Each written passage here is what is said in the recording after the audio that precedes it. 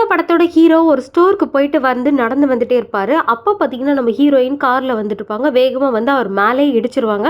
அவர ஹாஸ்பிட்டலைஸ் பண்ணி அவர பார்த்துட்டுருப்பாங்க. ஒரு நாள் ஃபார்மலா அவர டின்னருக்கு கூப்ட்டுருப்பாங்க நம்ம ஹீரோயின். அப்படியே இவங்களுக்கு பழக்கமாகுது. அந்த பழக்கம் அப்படியே காதலாவும் மாறி நம்ம ஹீரோ ஒரு நாள் ப்ரப்போஸும் பண்றாரு. அப்படியே இந்த காதல் கல்யாணத்திலயும் முடிஞ்சு ஒரு அழகான குழந்தையும் பொறக்குது.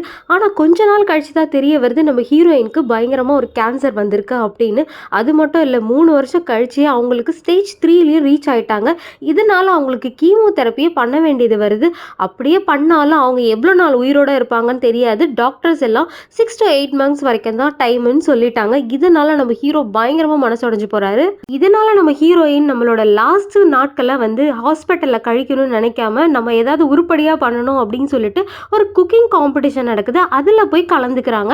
அப்படி கலந்துக்கிட்டதுக்கு அப்புறம் என்ன ஆகுது நம்ம ஹீரோயினுக்கு? அவங்க இறந்துட்டாங்களா? இல்ல சேர்ந்தாங்களா? இவங்களோட காதலோட நிலைமை என்ன ஆச்சு? அப்படிங்கிறது இந்த படத்தோட கதையே. Thank you. Bye bye.